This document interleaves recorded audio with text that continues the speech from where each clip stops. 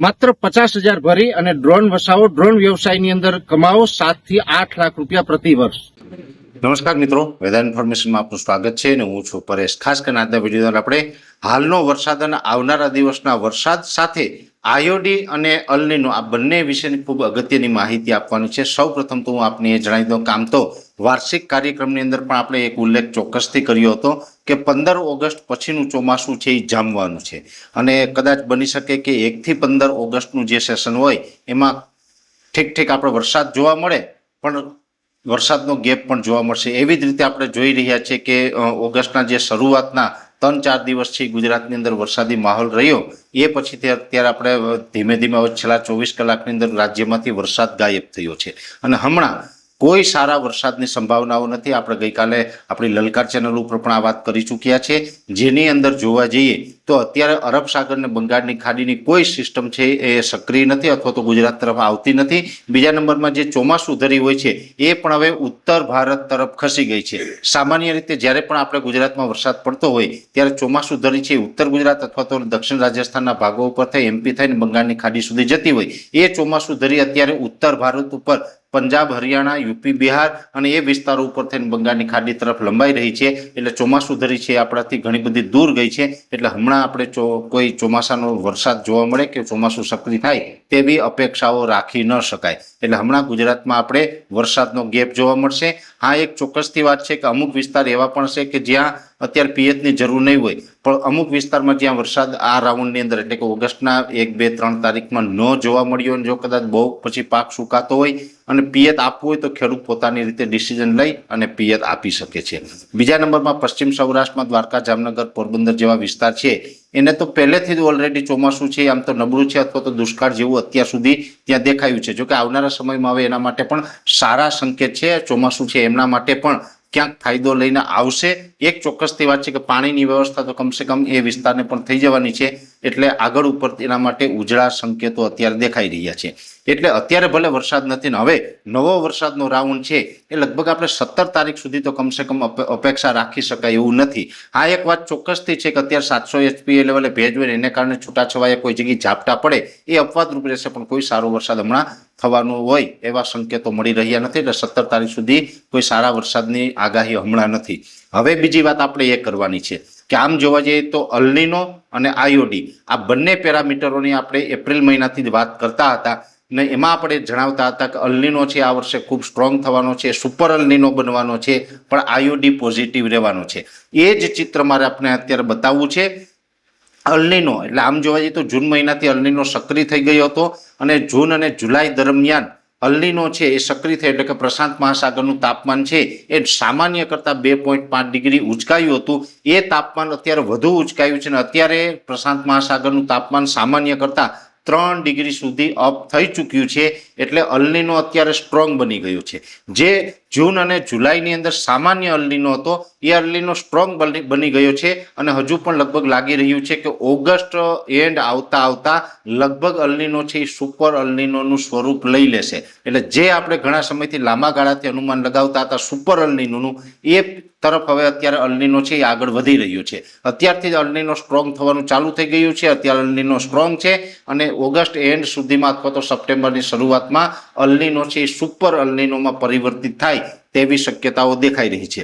હવે બીજી મારે આપણે જે વાત કરવાની છે આયોડીની, આપણે એક વાત એ પણ કરી હતી કે અલ નીનો સક્રિય થશે છતાં પણ ગુજરાતનું ચોમાસું નબળું તો કમસે કમ નથી થવાનું। ગયા વર્ષે 109% વરસાદ પડ્યો હતો, આ વર્ષે એવું બની શકે કે 90 થી 92-93% સુધી વરસાદ થઈ શકે છે। તો એ જ મુજબ જોવા જઈએ તો અત્યાર સુધીમાં ગુજરાતભરની અંદર 57 કે 58% સુધીનો વરસાદ વરસી ચૂક્યો છે અને હજુ પણ આગળ જતા સારા વરસાદ થશે એટલે 90% ઉપર ચોમાસું છે તો ચોક્કસથી આપણું થવાનું છે। એટલે હજુ પણ આગળ વરસાદ તો ચોક્કસથી થવાના છે અને એની અંદર આપણા માટે ફાયદારૂપ રહેશે આયોડી એટલે કે ઇન્ડિયન ઓશન ડાયપોલ, જે હિન્દ મહાસાગર છે એટલે કે જે ભારત છે, ભારતની નીચે જે શ્રીલંકા આવેલું છે અને શ્રીલંકાની નીચેનો જે આખો સમુદ્ર પાટ છે એનું જો તાપમાન છે ફેવરેબલ રહે તો આપણા માટે ચોમાસું છે એ સારું રહેતું હોય છે। બંગાળની ખાડીના અરબ સાગરમાં સિસ્ટમો ડેવલપ થાય અને આપણે વરસાદ મળતો હોય છે।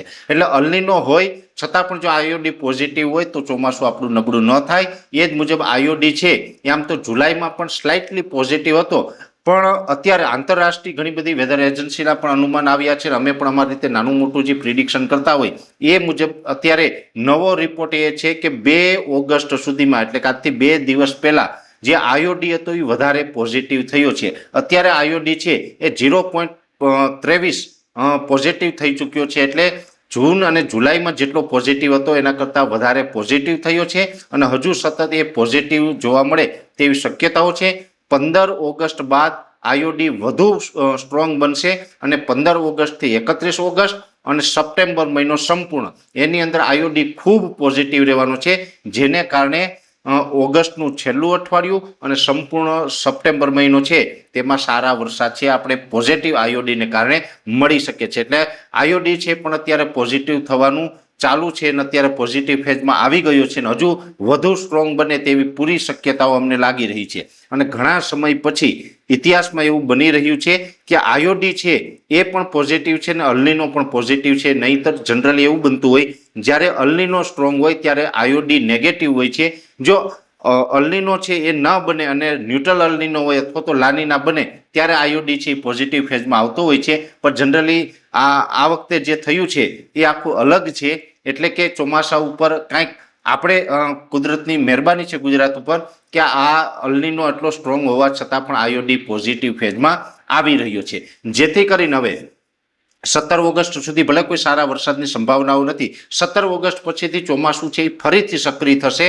ફરીથી અરબ સાગર અને બંગાળની ખાડીમાં સિસ્ટમ બનવાનું ચાલુ થશે. ખાસ કરીને ઓગસ્ટ મહિના દરમિયાન કદાચ એવી શક્યતા છે કે અરબ સાગરમાં પણ એક સિસ્ટમ બની શકે છે અને બંગાળની ખાડીમાં પણ ચોક્કસથી સિસ્ટમ બનવાની છે. એટલે બંને સમુદ્ર સપાટી છે એ સક્રિય રહેશે, ત્યાં સિસ્ટમ બનશે અને એને કારણે ગુજરાતમાં વરસાદ આવવાનો છે. એટલે એટલું કહી શકાય કે 17 ઓગસ્ટ પછીથી જે ચોમાસું સક્રિય થાય જેને કારણે ઓગસ્ટનું છેલ્લું અઠવાડિયું અને સપ્ટેમ્બરના પ્રથમ અઠવાડિયામાં પણ સારા વરસાદ થશે, સાર્વત્રિક વરસાદ થશે અને સપ્ટેમ્બર મહિનો છે એ સંપૂર્ણ આખો સપ્ટેમ્બર મહિનો છે ખૂબ સારા વરસાદનો લાભ છે એ ગુજરાતને મળે તેવા સંકેતો અત્યારે અલગ અલગ પેરામીટરોના આધારે અમારા પ્રિડિક્શનમાં જણાઈ રહ્યા છે. અને એમાં પણ ખાસ કરીને ઓલ ઓવર ગુજરાતમાં પાણીની વ્યવસ્થા થાય એવી શક્યતાઓ છે. એટલું ચોક્કસથી મને વિશ્વાસ છે, અંતે દ્વારકાધીશના હાથમાં છે, પણ કમસે કમ ગુજરાતના પાણીની સમસ્યા છે એ સોલ્વ થઈ જવાની છે. ઓલ ઓવર ગુજરાતમાં પાણી લાયક વરસાદ પણ એન્ડમાં થવાના છે. સપ્ટેમ્બરમાં ખાસ કરીને આપણું જે પાણીની સમસ્યા છે એ સોલ્વ થઈ જશે. અને વાર્ષિક કાર્યક્રમમાં પણ અમે આપને જણાવ્યું હતું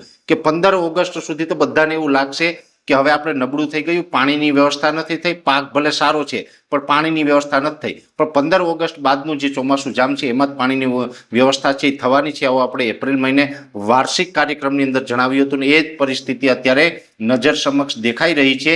ખાસ કરીને ઓલ ઓવર ગુજરાતમાં પાણીની વ્યવસ્થા થશે. એની સાથોસાથ પશ્ચિમ સૌરાષ્ટ્ર કે જે ઓલ ઓવર ગુજરાતની અંદર સૌથી નબળા પશ્ચિમ સૌરાષ્ટ્ર છે, અત્યાર સુધી ત્યાં દુષ્કાળ જેવી સ્થિતિ જણાઈ રહી છે, ત્યાં પણ પાણીની વ્યવસ્થા છે એ કમસે કમ થઈ જવાની છે.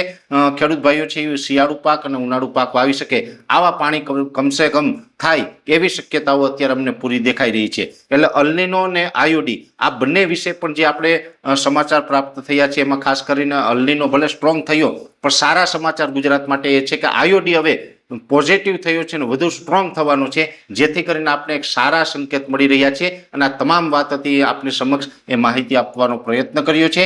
વિશેષ માહિતી છે નેક્સ્ટ વિડીયોમાં આપવામાં આવશે. અત્યારે આ વિડીયોની અંદર એટલું. અંતમાં દરેક મિત્રોને વિનંતી રહેશે વિડીયોને લાઈક આપીને દરેક ગ્રુપમાં શેર કરી દેવો. જો તમે અમને યુટ્યુબ ઉપર જોઈ રહ્યા હોય તો ચેનલને સબસ્ક્રાઇબ કરજો, સાથે ફેસબુક તથા ઇન્સ્ટાગ્રામ આઈડીને ફોલો કરજો. નમસ્કાર.